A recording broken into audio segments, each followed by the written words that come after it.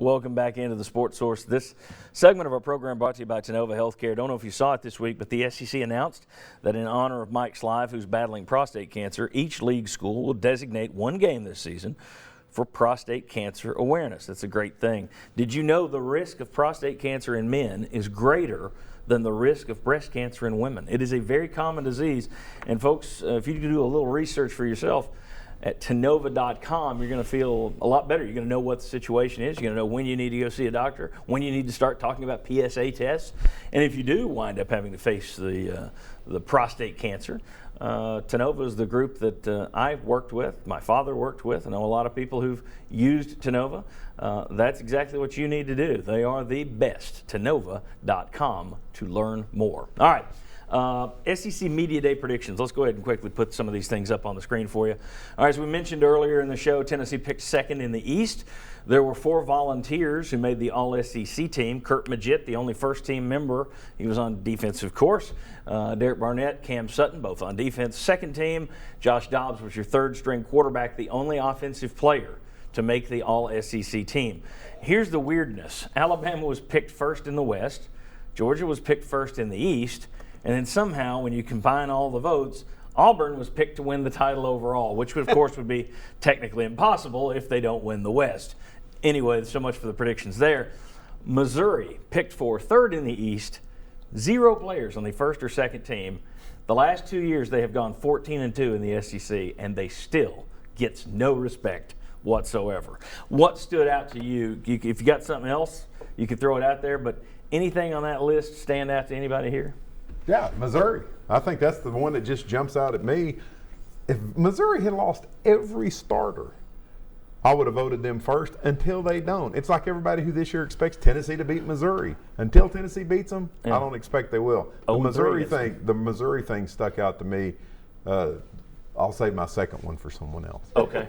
Thoughts? Well, it's odd that like Alabama's picked to win the West, but Auburn picked to win the title.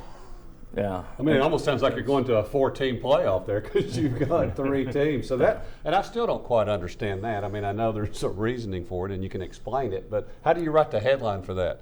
Auburn picked to win Alabama picked to win this. I mean, it's just kind of, that was really odd. Well, what you're asked to do is you're asked to pick the East winner and the West winner and then the overall. Yeah. So what happened was more people that picked Auburn to win the West picked them to win it overall, but those that picked Alabama to win the West picked the East team to beat them.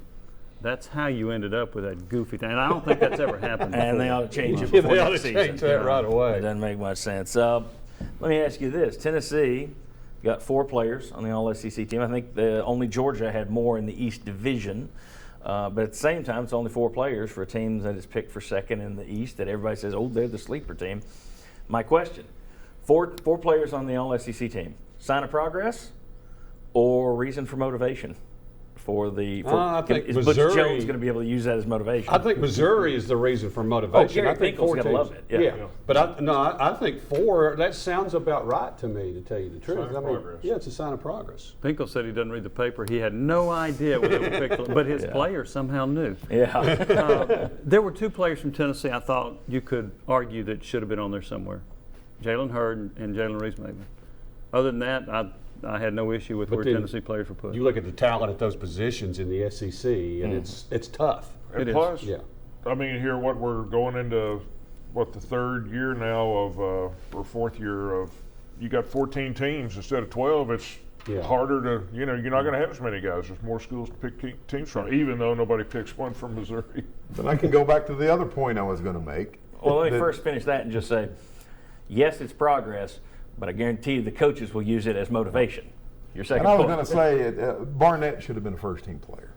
That was the one that jumped out at me from Tennessee's player. As much as I like Kurt Maggitt, I would have had Barnett ahead of him if I was voting as far as, okay, if you're ranking these Tennessee guys as first team, second team, third team, Barnett to me should have been on the first team. I think he's that good. I would agree with Bob, and they had Maggitt at linebacker instead of defensive end, and he plays defensive end more than he does linebacker. But I think Barnett is is a great football player, and I think he's better than the guy at Texas A&M, Myles Garrett. If you look at what Barnett did in SEC games versus what Garrett did in SEC games, there's no comparison. And it was kind Jimmy, of, would you agree with me if Barnett had been selected to go to media days instead of Majit? Then he would've might He been- have probably been. would have been. I think that influenced several votes. Agreed. and then plus they didn't Interesting. they But I think you mispronounce take- Majit's name when they were introducing him too? I mean, that was kind of. What they call it, Kurt Maggot or something? Yes, yes, they I didn't did. hear that. All Yeah. right.